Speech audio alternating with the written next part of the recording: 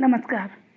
मैं ममता द्विवेदी, स्नातकोत्तर शिक्षिका हिंदी, केंद्रीय विद्यालय 1STC जबलपुर, केंद्रीय विद्यालय संगठन जबलपुर संभाग द्वारा चलाई जा रही ऑनलाइन कक्षा में आप सभी का स्वागत करती हूँ। आज हिंदी की कक्षा में मैं कल जो हम पाठ पढ़ रहे थे तुलसीदास, उसी को आगे कंटिन्यू कर रही हूँ। कल तुलसीदास पाठ से हमने उस पाठ का पहला अंश कवितावली उत्तरकांड का अंश लिया था और उसको पढ़ा। आज हम आज के कक्षा में मानस का प्रसंग पढ़ेंगे। तुलसीदास रचित रामचरित मानस की जो एक अंश दिया हुआ है, लक्ष्मण मूर्छा और राम का विलाप, आज हम उसे पढ़ेंगे। इस अंश में गोस्वामी जी ने राम के चरित्र के विभिन्न पहलुओं को दर्शाया है। इस प्रसंग को पढ़ने का हमारा कुछ सामान्य उद्देश्य हैं और कुछ विशिष्ट उद्देश्य हैं, जिनकी चर्चा कल भी की गई थी।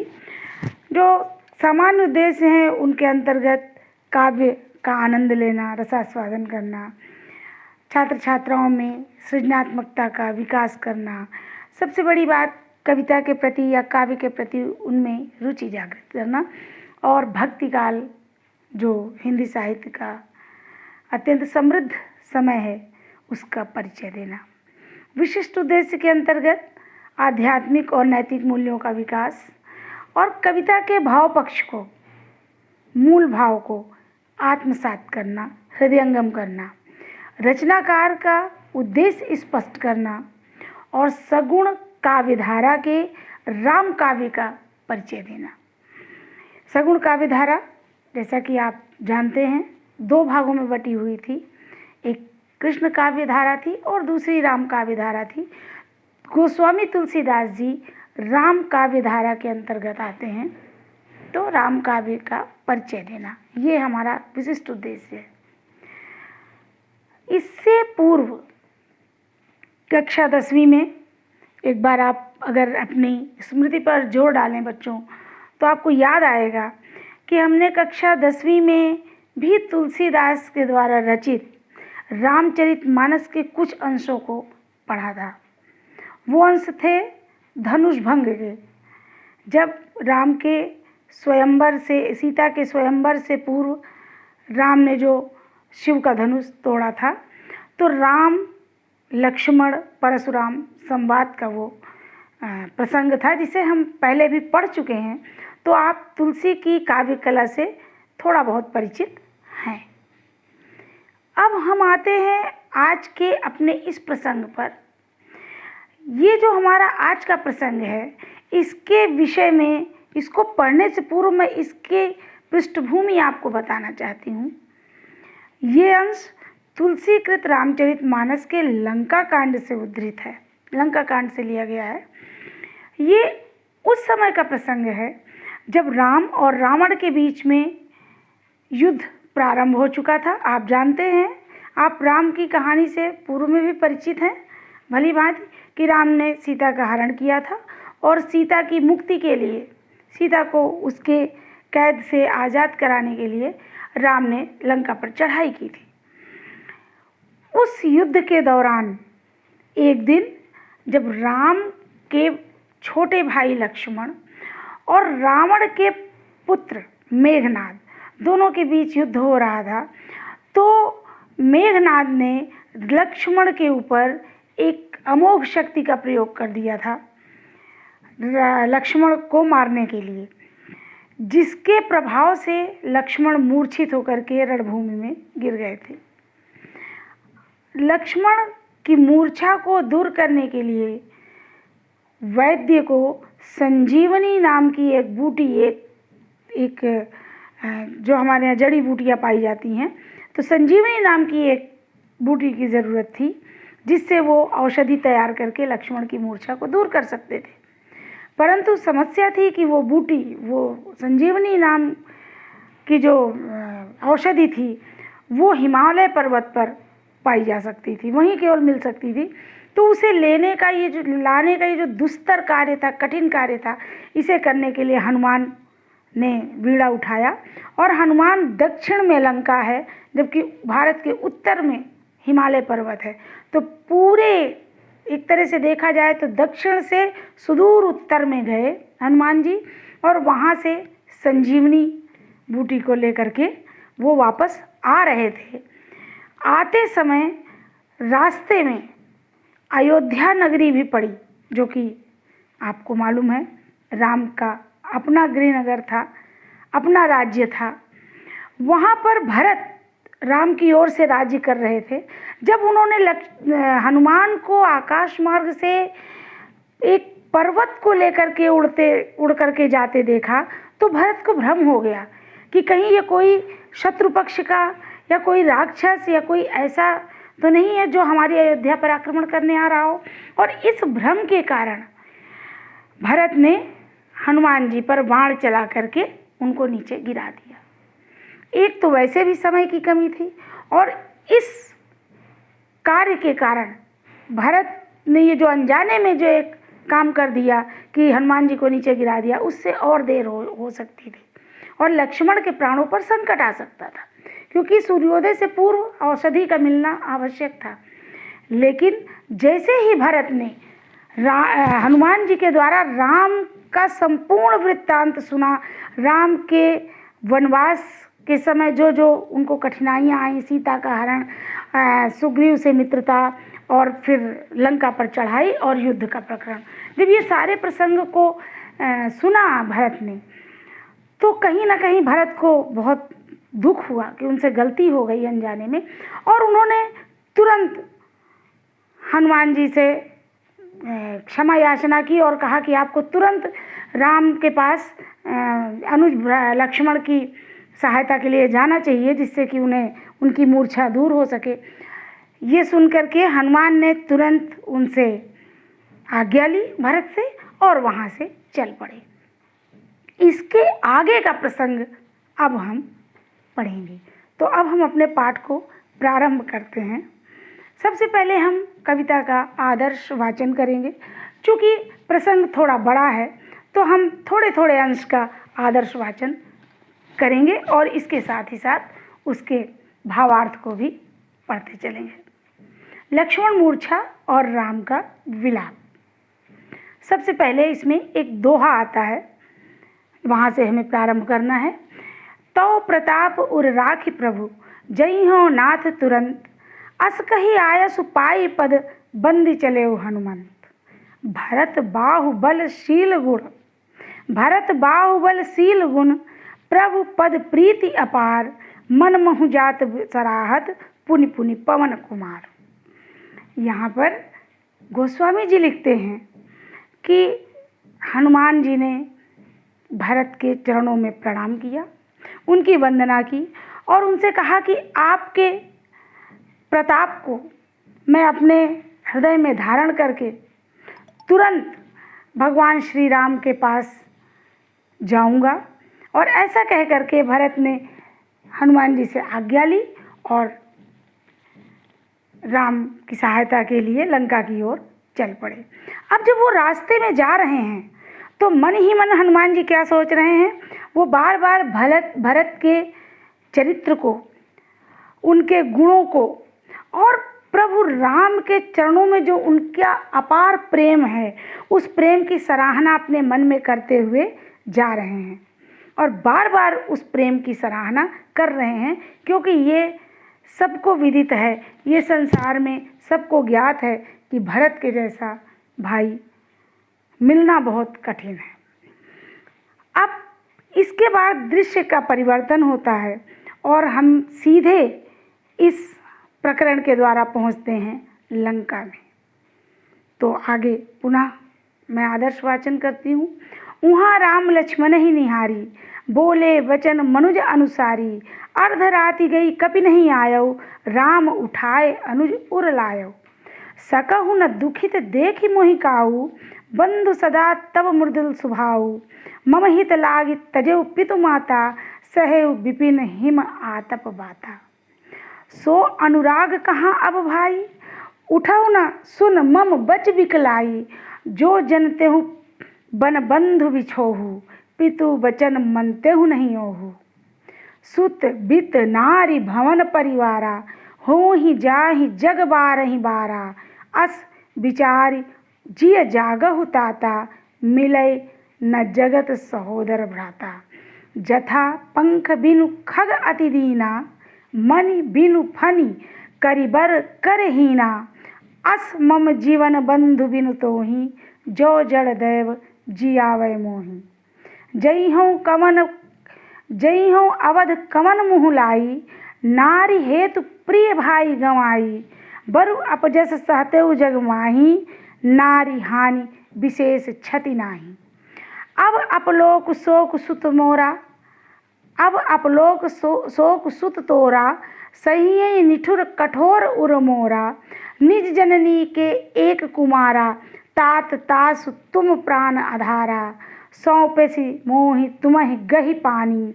सब विधि सुखद परम हित जानी। उतरु काह दई हो तेहि जाई, उठ किन मोहि सिखावहु भाई।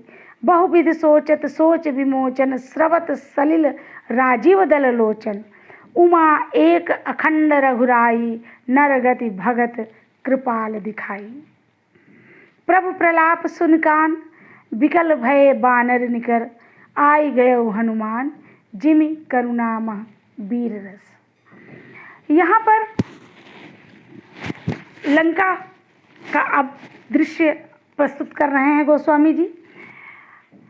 भरत की सराहना मन ही मन करते हुए हनुमान जी जा रहे हैं आकाश मार्ग से लंका की ओर, और वहाँ लंका में क्या हो रहा है इसका वर्णन है। वहाँ राम लक्ष्मण ही निहारी। वहाँ पर राम ने लक्ष्मण की ओर देखा और बोले बचन मनुज अनुसारी, और मनुष्य के अनुसार, साधारण मनुष्य की भांति वो बोलने लगे। उन्होंने कहा, अर्ध रात ही गई कपि नहीं आयो, राम उठाए अनुज उरलायो।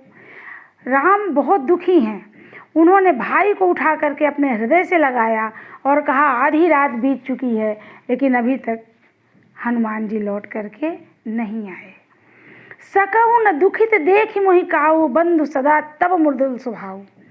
और लक्ष्मण को संबोधित करते हुए कह रहे हैं कि है मेरे भाई, तुम मुझे कभी दुखी नहीं देख सकते थे।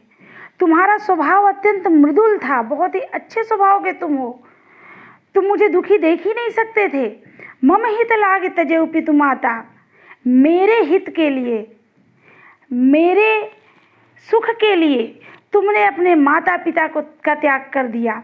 सहु विपिन हिम आतप बाता, और यहाँ जंगल में वन में मेरे साथ आकर के तुमने धूप पानी शीत ग्रीष्म हर परेशानी को सहा, यानी जाड़ा गर्मी बरसात धूप सब कुछ तुमने बर्दाश्त किया सिर्फ मेरे सुख के लिए। सो अनुराग कहाँ अब भाई, लेकिन है मेरे भाई अब तुम्हारा वो प्रेम कहाँ गया? अब तुम क्यों नहीं उठ रहे हो? उठा हूँ न सुन मम बच बिकलाई, अब मेरे व्याकुल वचनों को सुनकर क्यों नहीं उठ रहे हो? जबकि मेरे सुख के लिए तो तुमने सब कुछ त्याग कर दिया था। जो जनते हो बन बंधु बिछोहु, पितु वचन मनते हो नहीं कहू। अगर मैं जानता कि वन में जाने से मेरे भाई से मेरा विछोह हो जाएगा, मेरा भाई मुझसे जुदा हो जाएगा, मुझसे दूर हो जाएगा, तो ये सत्य है कि मैं अपने पिता के वचनों को कभी भी नहीं मानता। मैं पिता के वचनों को मान के वन नहीं आता। सुत बित नारी भवन परिवारा, यहाँ पर भगवान श्री राम की व्याकुलता का, भाई के वियोग में उनकी जो दशा है उसका बहुत ही सटीक वर्णन है। जब मनुष्य अत्यंत दुखी होता है, उसके मन में विरह वेदना अपने पूरी तरह से जब वो विरह वेदना से घिर जाता है तो वो क्या कह रहा है, क्या बोल रहा है, उसे उस बात का ज्ञान नहीं रहता, उसे भान नहीं होता, होश ही नहीं रहता कि वो क्या कह रहा है। यहाँ पर भी राम यही कर रहे हैं। वो मूर्छित भाई से बार बार बात करना चाह रहे हैं और इतनी बड़ी बात कह गए। वो राम जो पितृभक्त राम थे, वो कहते हैं कि मैं अपने पिता को वचनों को ना मानता, और इसके बाद उन्होंने और बड़ी बात कह दी। राम कहते हैं सुत बित नारी भवन परिवारा। सुत यानी पुत्र, बित यानी धन, नारी स्त्री, भवन घर, परिवारा परिवार। राम कहते हैं कि पुत्र, धन, स्त्री यानी पत्नी, भवन और परिवार हो ही जाए जग जा 12 ही 12, बार बार संसार में मिल सकते हैं। यानी ये ज़रूरी नहीं कि ये चीज़ एक ही बार मिले, ये चीज़ बार बार मिल सकती है। यदि किसी के पुत्र नहीं है, पुनः पुत्र का जन्म हो सकता है। धन नहीं है, धन पुनः कमाया जा सकता है। घर बार बार बनाए जा सकते हैं, कई बार बनाए जा सकते हैं। परिवार एक बार बिछड़ने के बाद या पुनः उसे एकत्र किया जा सकता है। लेकिन अस विचार जिय जागहु ताता, मिलई न जगत सहोदर भ्राता। हे भाई, ये मन में सोच करके तुम जाग जाओ, तुम उठ जाओ कि संसार में दोबारा सगा भाई नहीं मिलता, क्योंकि सगे भाई का होना व्यक्ति के अपने हाथ में नहीं होता। सगा भाई का होना किसी भी व्यक्ति के माता पिता के द्वारा संभव है। इसलिए राम ने कहा कि मिलई न जगत सहोदर भ्राता। संसार में अगर सगा भाई किसी तरह से बिछड़ गया तो वो दोबारा नहीं मिलता। जथा, इसके बाद राम और अपनी दीनता के साथ कहते हैं, उनकी दशा ऐसी है भाई के वियोग में, उनकी बिल्कुल दीन दशा हो चुकी है। वो कहते हैं जथा पंख बिनु खग अति दीना, मन बिनु फनि कर बर कर हीना। जैसे पंख के बिना पक्षी अत्यंत दीनहीन हो जाता है, मन बिनु फणि, फणि माने सर्प, जैसे मणि के बिना सर्प का कोई औचित्य नहीं है, सर्प की कोई मूल्य नहीं है उसका। और करिबर कर हीना, और सूंड विहीन हाथी के जीवन का कोई औचित्य नहीं है। पंख के बिना पक्षी, मणि के बिना सर्प और सूंड से विहीन हाथी के जीवन का जैसे कोई औचित्य नहीं है, उसी प्रकार से असमम जीवन बंधु बिन तो ही, जो जड़ दैव जियावे मोहि। हे मेरे भाई, उसी प्रकार से मेरा भी जीवन तेरे बिना औचित्य विहीन हो जाएगा। यदि मेरा भाग्य, यदि मेरा दुर्भाग्य मुझे तेरे बिना जीवित रखता है, यदि वो जड़ देव अगर मुझे देवता जीवित रखते हैं, तो मेरा जीवन भी औचित्य विहीन होकर के रह जाएगा। उस जीवन का कोई मूल्य, कोई उसका उद्देश्य नहीं बचेगा। जई हो अवध कमन मुँह लाई, नारी है तो प्रिय भाई गमाई। राम को ये भी चिंता है, इस बात को भी वो कह रहे हैं कि मैं अब अयोध्या किस मुंह से लौट करके जाऊंगा, दुनिया क्या कहेगी, लोग क्या कहेंगे कि मैंने अपनी पत्नी के लिए प्रिय भाई को दांव पर लगा दिया, प्रिय भाई को मैंने गंवा दिया। अब अपलोक शोक सुत तोरा, सही है निठुर कठोर उर मोरा।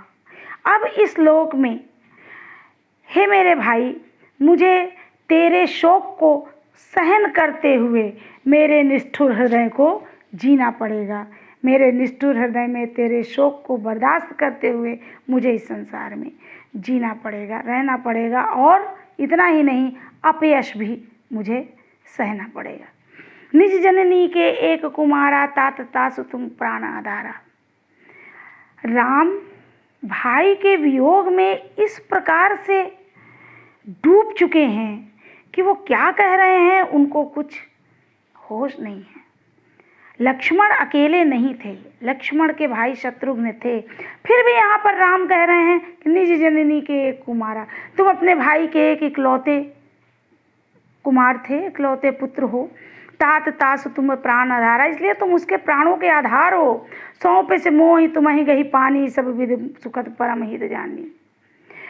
चलते समय माँ ने तुम्हारे पानी मतलब हाथों को, तुम्हारे हाथों को मेरे हाथ में सौंपा था।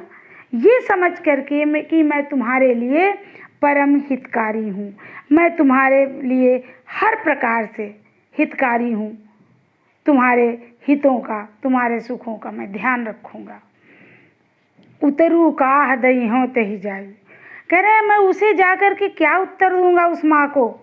उठ किन मोहि सिखावहु भाई, हे मेरे भाई तुम ही उठ करके अब मुझे सिखाओ कि मैं उस माँ को जिसने चलते समय तुम्हें हाथ पकड़ के मुझे सौंपा था, मैं उसे क्या उत्तर दूंगा और किस मुंह से उत्तर दूंगा।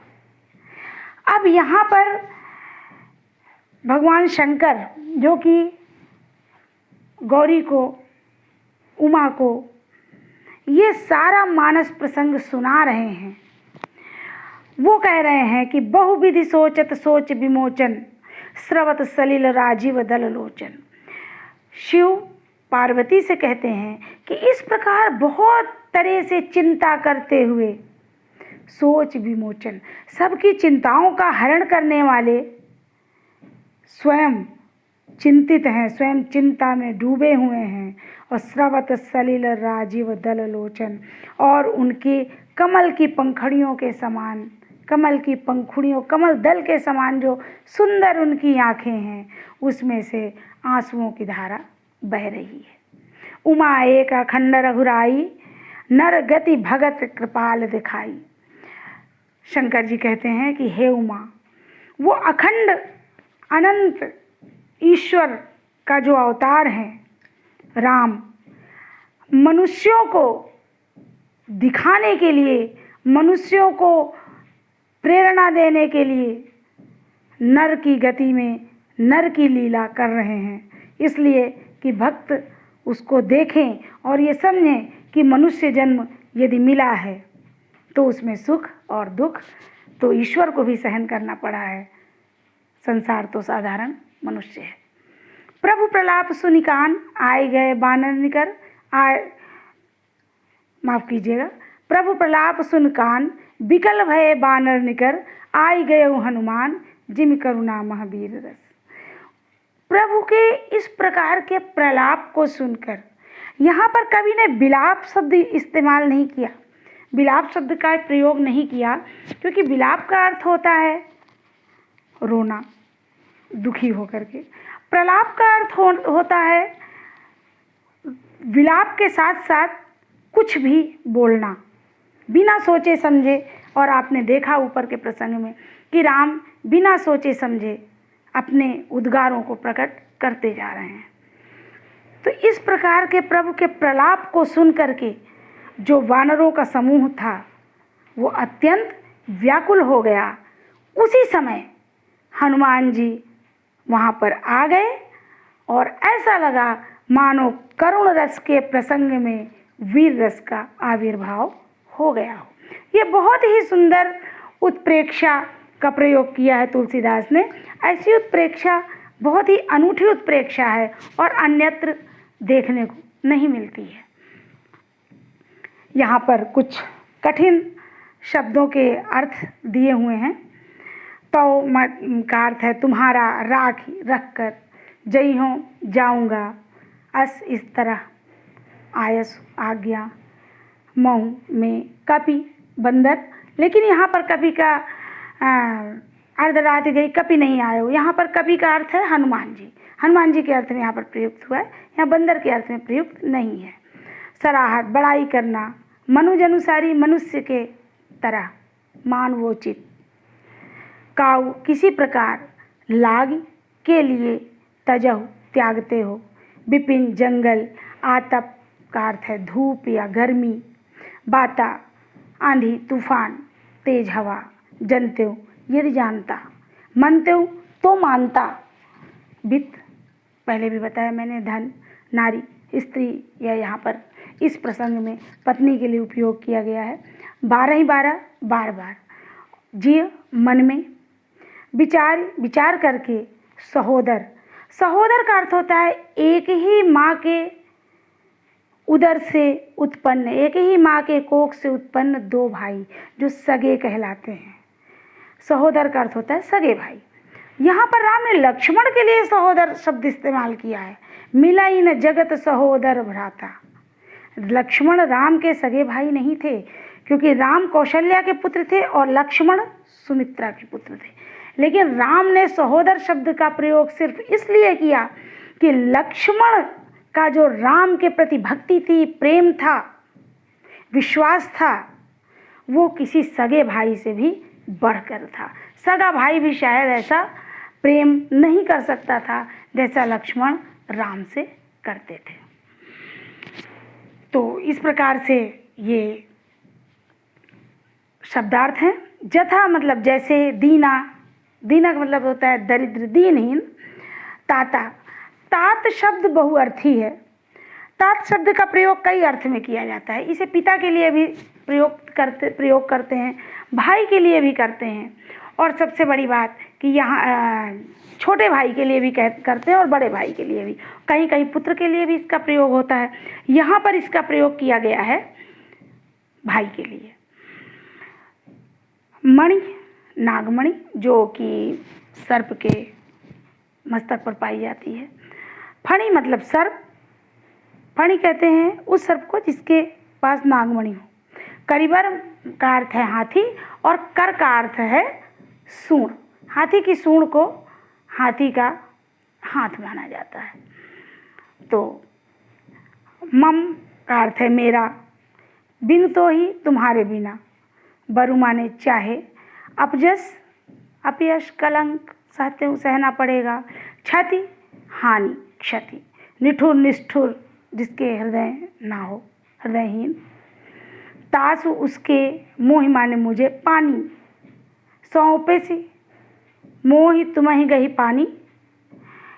पानी का अर्थ जल नहीं है यहाँ पर, पाणी शब्द का ये तद्भव रूप है। पाणी का अर्थ होता है हाथ। हम पाणी ग्रहण शब्द सुनते हैं विवाह के अर्थ में, तो पाणी शब्द का अर्थ है हाथ। यहाँ पर पाणी का ही तद्भव रूप है पानी। पानी का अर्थ हुआ हाथ। उतर कहा दई हूँ, क्या उत्तर दूंगा, सोच विमोचन, सबका शोक, सबकी चिंता, सबके दुख को दूर करने वाला। स्रवत टपकना, आंखों से आंसू टपक रहे हैं। प्रलाप तर्कहीन वचन, मैंने पहले भी बताया, ऐसे वचन जिनका कोई तर्क नहीं, जिनका कोई अर्थ नहीं है। निकर का अर्थ है समूह, दल, झुंड, क्योंकि वानरों की पूरी सेना थी, इसलिए यहाँ पर निकर शब्द का प्रयोग किया गया है।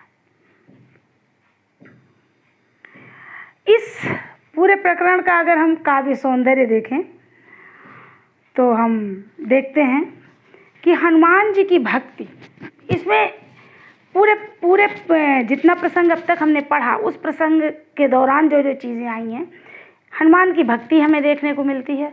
भरत का गुण और चरित्र, राम के मानवीय रूप और उनके विलाप का बहुत ही मार्मिक वर्णन किया गया है। कुछ प्रसंग के अनुसार अलग अलग 3 प्रकार के छंदों का प्रयोग यहाँ पर हुआ है। तीनों प्रकार का मैं बता रही हूँ कि कहाँ से कहाँ तक कौन सा छंद है। प्रारंभ में जब हम देखते हैं तो प्रताप उर राख प्रभु, यहाँ से लेकर के पुनि पुनि पवन कुमार तक में हम अगर देखें तो हमें दोहा छंद मिलता है, वो दोहा छंद है। उसके पश्चात प्रारंभ होता है उहाँ राम लक्ष्मण निहारी से लेकर के कृपाल दिखाई तक चौपाई छंद का प्रयोग किया गया है। और उसके बाद जो 2 पंक्तियाँ आती हैं कि प्रभु प्रलाप सुन कान, विकल भय बानर निकर, आय गए हनुमान जिम करुणामा वीर रस। ये जो 2 पंक्तियाँ, ये सोरठा छंद है। ये सोरठा छंद जो है वो दोहा का ठीक उल्टा होता है। दोहा वर्णिक छंद है जिसमें 13 और 11 मात्राएं होती हैं। विषम मात्रिक छंद है, 13 और 11, प्रथम चरण में 13, द्वितीय चरण में 11, फिर तीसरे चरण में 13, फिर चौथे चरण में 11 मात्राएं होती। परंतु सोरठा इसके ठीक उल्टा है। उसमें प्रथम में 11, द्वितीय में 13, फिर तृतीय में 11, फिर चतुर्थ चरण में 13 मात्राएं होती हैं। तो यहाँ पर सोरठा छंद का प्रयोग है जो मैंने बताया। अवधि भाषा है और सरल सहज और प्रवाहमयी भाषा है। दृश्य बिंब है, करुण रस है पूरे प्रकरण में, क्योंकि राम का मार्मिक विलाप है। अलंकार देखें तो पुनि पुनि में पुनरुक्ति प्रकाश अलंकार, मन महु, पुनि पुनि पवन, पाई पद बोले वचन, दुखित देख बन बंधु बिछोहु, बच बिकलाई जाहि जग बारह बारह, बंधु बिनु करि बर कर आदि। और इसके अलावा भी में अनुप्रास अलंकार है। जथा पंख बिनु खग अति दीना, ये जो पंक्ति है इसमें उदाहरण अलंकार है। राम ने उदाहरण दिया है इस बात का कि पक्षी के बिना, जैसे पंख के बिना जैसे पक्षी दीनहीन होता है, तो ये एक उदाहरण दिया है उन्होंने। अविधा शब्द शक्ति का प्रयोग है, प्रसाद गुण है। और अब हम आगे के प्रकरण की ओर बढ़ते हैं। पहले उसका आदर्श वाचन। हर श्री राम भेटे हनुमाना, अति कृतज्ञ प्रभु परम सुजाना, तुरत वैद्य तब कीन उपाई, उठी बैठे लक्ष्मण हर्षाई। हृदय लाई प्रभु भेटे उभराता, हर्षे सकल भालु कपि भ्राता, कपि पुनि वैद्य तहाँ पहुँचावा, जेहि विधि तबहि ताहि लय आवा। यह वृत्तांत दशानन सुनेऊ, अति विषाद पुनि पुनि सिर धुनेऊ, व्याकुल कुंभकर्ण पहि आवा, विविध जतन कर ताहि जगावा। जागा निश्चर देखिए कैसा, मानव काल देह धरि वैसा, कुंभकर्ण पूछा कहु भाई, काहे तव मुख रहे सुखाई। कथा कही सब तेहि अभिमानी, जेहि प्रकार सीता हरियाणी, तात कपिन सब निश्चय मारे, महा महा जोधा संघारे। दुर्मुख सुररिपु मनुज आहारी, भट अतिकाय अकंपन भारी, अपर महोदक आदि वीरा, परे समर महि सवरन धीरा। सुनिदस कंधर बचन तब, कुंभकर्ण बिलखान, जगदम्बा हरि आनी अब, सठ चाहत कल्याण। यहाँ पर फिर से उसी स्थल का चित्रण है जहाँ पर लक्ष्मण को अपने साथ लिए राम व्याकुल बैठे हुए हैं और हनुमान जी पहुँच गए हैं, जैसा कि हम पहले पढ़ चुके हैं। हरसि राम भेटे हनुमाना, जैसे ही हनुमान जी को आया देखा, अत्यंत प्रसन्न होकर के राम ने उनसे भेंट की। भेंट करना मतलब उनको भुजाओं में भर करके अपने हृदय से लगा लिया। अति कृतज्ञ प्रभु परम सुजाना, सब कुछ जानने वाले, परम सुजाना मतलब ज्ञानी, जो सब कुछ जानने वाले ज्ञानी हैं, वो भी कृतज्ञता के भाव से उन्होंने हनुमान को अपने गले से लगाया। समय काफ़ी हो चुका था, इसलिए बिना देर किए तुरंत वैद्य तब कीन उपाय, उठ बैठे लक्ष्मण हर्षाई। वैद्य ने तुरंत उपाय किया, उनको जड़ी मिली, बूटी मिल गई। उन्होंने संजीवनी बूटी से औषधि तैयार की और तुरंत उपाय करके लक्ष्मण को उन्होंने चिकित्सा प्रदान की और उठ बैठे लक्ष्मण हर्षाई। लक्ष्मण प्रसन्नता के साथ उठ बैठे। हृदय लाई प्रभु भेटे उभराता। उसके बाद भगवान राम ने अपने भाई को हृदय से लगा करके उनसे भेंटना मतलब गले से लगाना। हर से सकल भालू कपि भ्राता, और ये देख करके, ये सुंदर दृश्य देख के सभी जो भालू और बानरों की जो सेना थी वो प्रसन्न हो उठी। कपि पुण्य वैद्य तहाँ पहुँचावा, जय विधि तवहि लाई ताहि लय आवा। अब हनुमान जी के ऊपर एक और कार्य आया कि उन्होंने वैद्य को, वो वैद्य का नाम, उन वैद्य का नाम सुषेण वैद्य था, और वो सुषेण वैद्य जो थे वो लंका के निवासी थे। विभीषण द्वारा उनकी जानकारी मिली थी और लक्ष्मण के मूर्छित होने पर हनुमान जी उनको लेकर के आए थे। अब लाए तो थे, चिकित्सा भी हो गई, तो अब ये भी धर्म है कि उन्हें उनके स्थान पर, उनके घर पर पहुंचा दिया जाए। तो कपि पुनि वैद्य तहाँ पहुँचावा, हनुमान जी ने वैद्य जी को पुनः उस जगह पहुँचा दिया, जेहि विधि तबहि ताहि लय, जैसे उनको जिस विधि से पहले उठा के लाए थे वैसे ही उठा के उनको पुनः उनके यहाँ, उनके यथोचित स्थान पे लंका में पहुँचा दिया। इसके बाद क्या हुआ, यह वृत्तांत दशानन सुने। अब ये सारी घटना को जब रावण ने सुना तब अति विषाद पुनि पुनि सिर धुनेऊ, बार बार वो अपना सर पीटने लगा। उसने सर पीटना शुरू कर दिया। जब कोई दुखी होता है तो अपना सर पीटता है। व्याकुल, अब उसके पास कोई उपाय नहीं बचा, तो क्या किया उसने, व्याकुल कुंभकर्ण पहियावा, व्याकुल होकर के अपने उस भाई के पास आया कुंभकर्ण के, जो लंबी अवधि तक 6-6 महीने तक सोता रहता था, उसके पास आया और विविध जतन करी ताई जगावा, और बहुत से यत्न प्रयास करके उसको किसी प्रकार जगाया। ऐसा कहा जाता है कि कुंभकर्ण जब एक बार सो जाता था 6 महीने जागता नहीं था, उसको जगाना बहुत ही दुष्तर, बहुत ही कठिन कार्य था, तो बहुत उपाय करने पड़े रावण को उसे जगाने के लिए। जागा निश्चिर देखी कैसा, बड़ी मुश्किल में जागा, और जागा तो कैसा दिखाई दिया, मानहु काल देह धरी जैसा, वैसा मानो साक्षात काल, काल अर्थात मृत्यु ने शरीर धारण कर लिया हो, कुंभकर्ण के रूप में साक्षात मानो मृत्यु शरीर धारण करके उपस्थित हो गई हो। कुंभकर्ण बूझा कहू भाई, काहे तो मुँह रहे सुखाई। जैसे कुंभकर्ण ने रावण को देखा, उदास देखा, निराश देखा, हताश, तो उसने कहा, बूझा मतलब पूछा, उसने पूछा रावण से, काहे तो मुँह रहे सुखाई, तुम्हारा मुख क्यों सूखा हुआ है। मुख सूखना एक मुहावरा है जो निराशा, हताशा या दुखी दिखाई देने का के लिए लाक्षणिक अर्थ में प्रयोग होता है। तो उसने पूछा, तुम्हारा मुख क्यों सूख रहा है।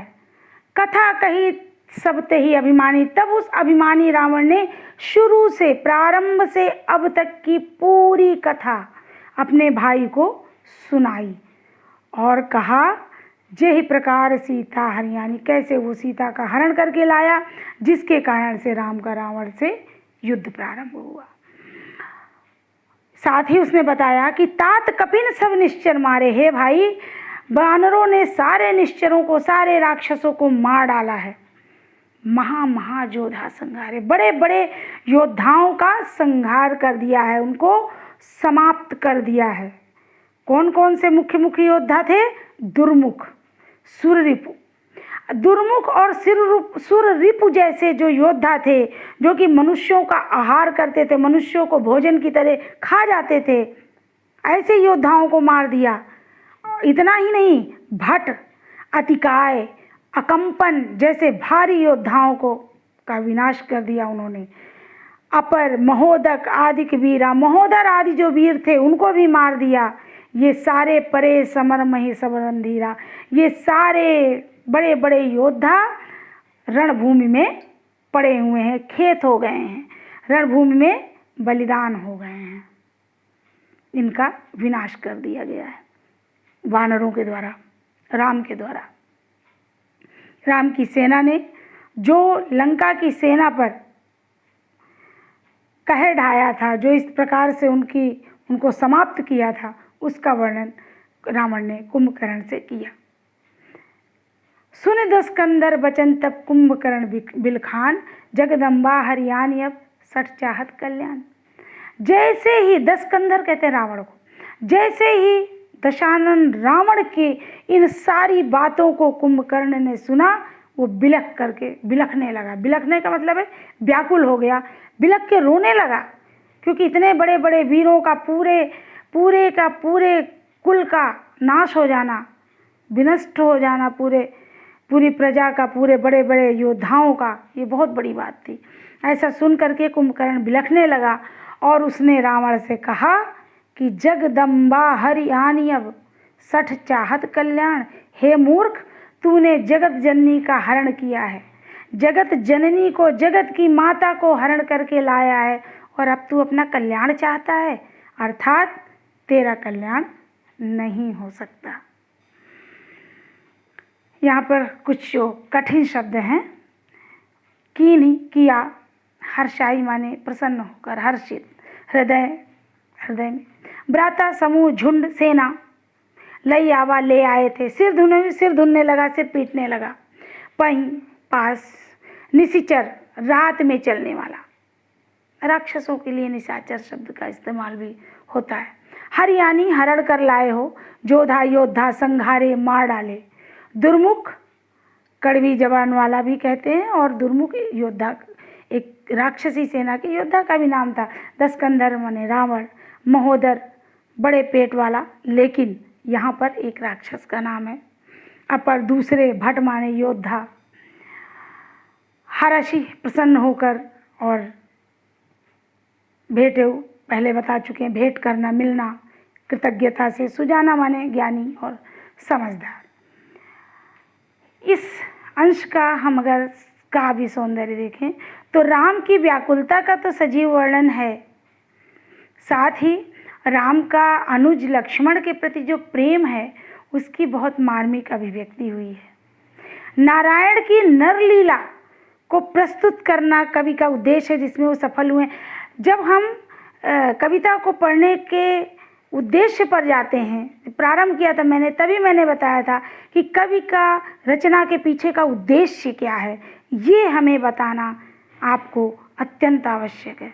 तो नारायण की नरलीला, प्रभु राम ने, विष्णु ने जो राम के रूप में मानव लीला की थी, उसको प्रस्तुत करना कवि का उद्देश्य था, और पूरी तरह से गोस्वामी जी इसमें सफल हुए हैं।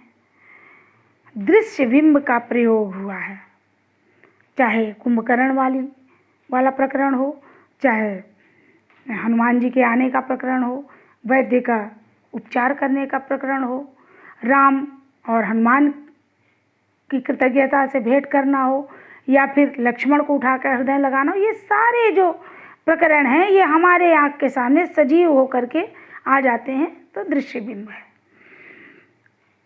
सोठा छंद के बारे में पहले बात हो चुकी है। प्रभु प्रलाप वाले छंद में सोठा छंद है।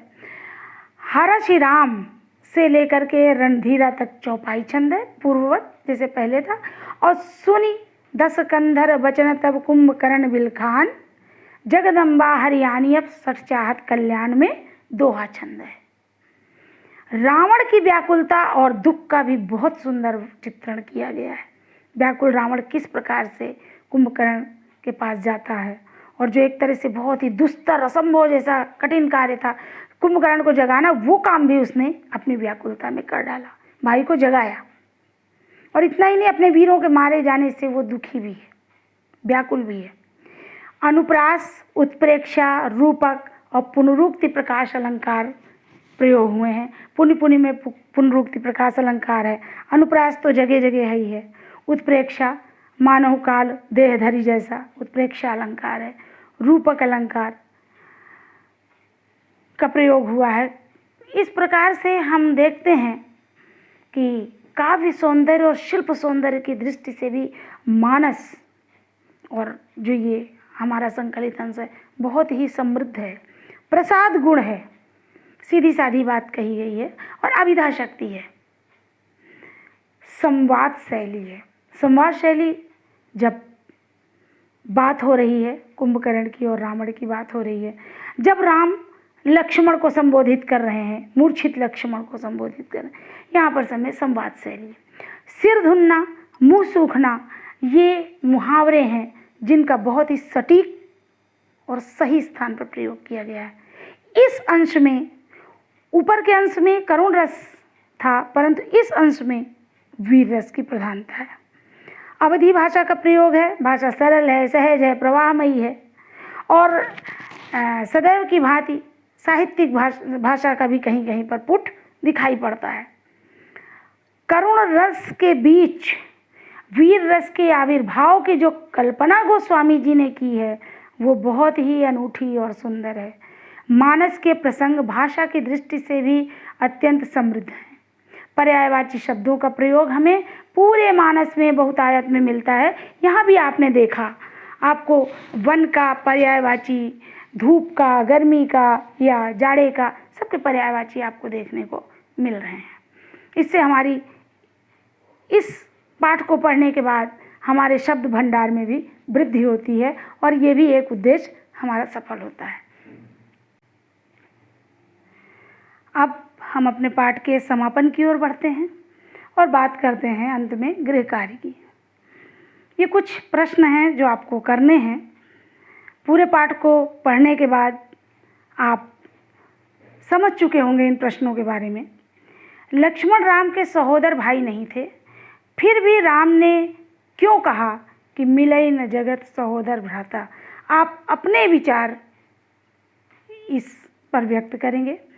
दूसरा प्रश्न है, मानस के प्रसंग में नारी के विषय में कही गई बातों से बातों के संबंध में आपके क्या विचार हैं, जहाँ पर कहा है राम ने कि सुत बित नारी जगत परिवारा हो ही जाए जग बार ही बारा।